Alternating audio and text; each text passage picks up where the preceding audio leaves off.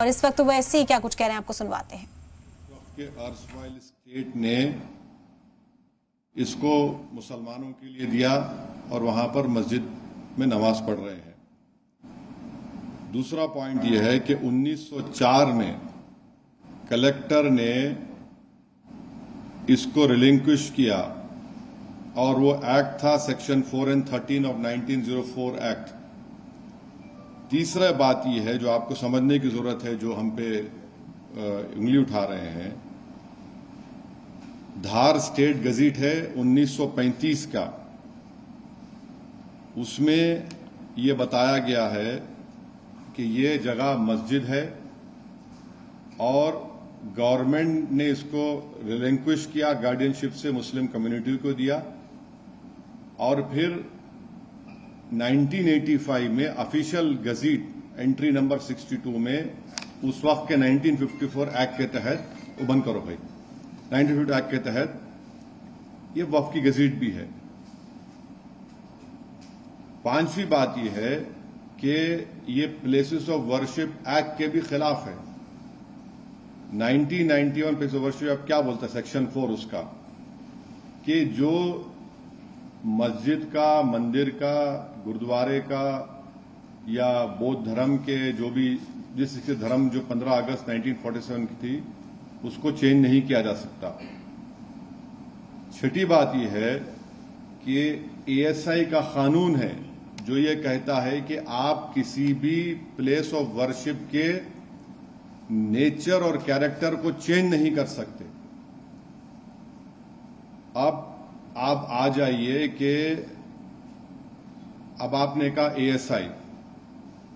ASI ने 1951 में और 1952 में ये क्लैरिफिकेशन दे चुकी है कि ये मस्जिद है और उस वक्त उन्होंने एएसआई ने रिजेक्ट किया था इसको कि जो वहां पर भोज उत्सव मनाना चाहते थे।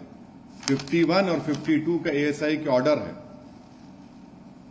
अब आप आ जाइए कि ये जजमेंट हम इसको एरोनियस क्यों मानते हैं इस जजमेंट को, क्योंकि कोर्ट ने, जैसा मैंने भी कहा, 1935 के धार स्टेट एग्जीक्यूटिव को, स्टेट गेजेट को नजरअंदाज कर दिया।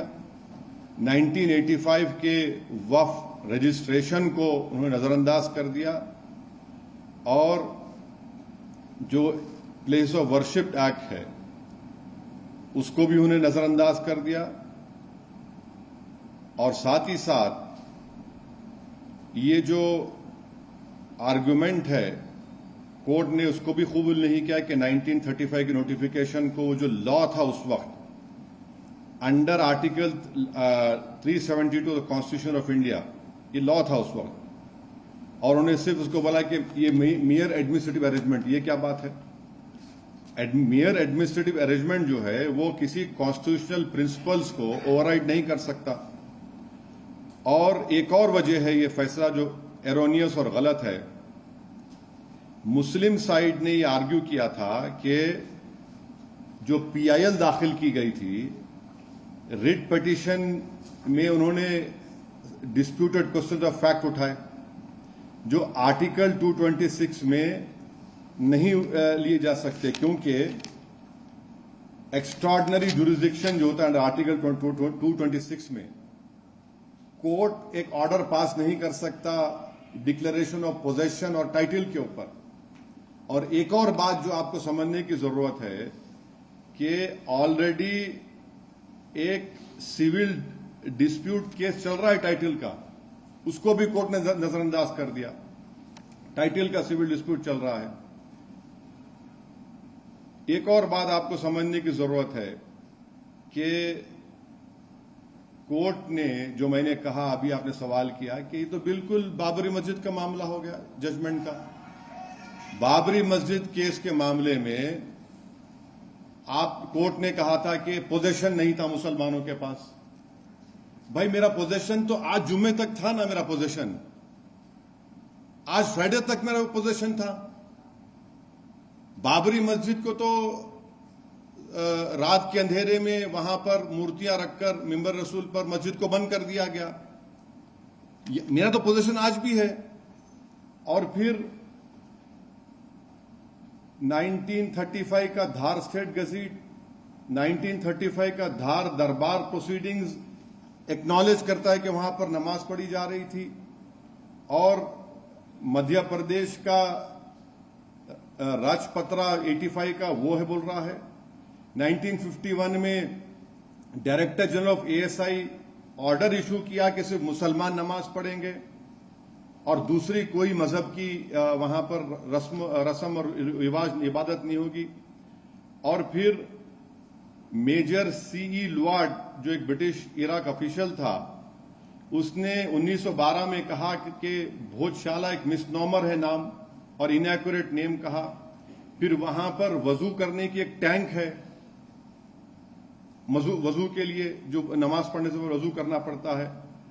तो इसीलिए अगर आप देखेंगे इसी जगह पर, इसी मुकाम पर बैठकर मैंने आप तमाम से कहा था, शायद वो जितने जर्नलिस्ट अभी हैं वो हैं यहां पर, मैंने कहा था कि बाबरी मस्जिद राम मंदिर का जजमेंट गलत जजमेंट है जो आस्था की बुनियाद पर दिया गया है। और मैंने कहा था कि ये जजमेंट जो आज उस वक्त आया था, ये ऐसे कई चीजों को खोल देगा। तो उस वक्त कई लोग मुझसे कहे थे कि ओवैसी तुम खामोश बैठो। मैंने कहा आज खामोश बैठेंगे जो खामोश बैठने के लिए मुझसे कह रहे हैं, आज देख लो आज क्या हो रहा है। जिस जजमेंट का मैंने हवाला देकर कहा था कि देखो ये जजमेंट से कई चीजें खोली जाएंगी। अब रिलीफ भी आइडेंटिकल है, कंप्लीटली रिलीफ आइडेंटिकल है कि वहां पर पूजा होगी, नमाज नहीं होगी। और अगर आपको चाहिए, क्या कहा कोर्ट ने, in order to secure the religious rights of the Muslim community and to ensure complete justice between parties, in case the respondent number 8 submits an application for allotment of suitable land within Dhar district for construction of a masjid or place for prayer, the state government may consider state application according to law. Where is the question? कहां सवाल पैदा होता जमीन पूछने का? मैं 700 साल से वहां पर नमाज पढ़ रहा हूं। कोई पीआईएल डालता है 226 में और court cannot pass an order on declaration of possession और टाइटल, आप टाइटल दे देते हैं उनको जबकि सिविल सूट चल रहा है उसका। तो ये एब्सर्ड जजमेंट भी है, एरोनियस जजमेंट भी है। और एक अजीब और गरीब बात इसने जजमेंट में कही गई है कि secular state has a constitutional duty even to provide basic communities to pilgrims, the preservation of purity and Christian character deity. So ये भी it violate successive Supreme Court judgments that say that ये वो supreme court judgement कहता है कि the Indian state जो है सब रिलीजन को इक्वली ट्रीट करना चाहिए। अगर ये कॉन्स्टिट्यूशनल ड्यूटी है किसी एक को, डीटी को फेवर करने की, फिर सेकुलरिज्म को क्या होगा बताइए इस जजमेंट के बाद। तो ये जजमेंट कॉन्स्टिट्यूशनल वैल्यूज के मुताबिक नहीं है। जो बाबरी मस्जिद राम मंदिर का जजमेंट आया था वो सिर्फ एक धर्म को प्रेमेसी दे रहा है और दूसरों के जो वर्शिप है उसको आप खत्म कर रहे हैं। और एक बात यह है कि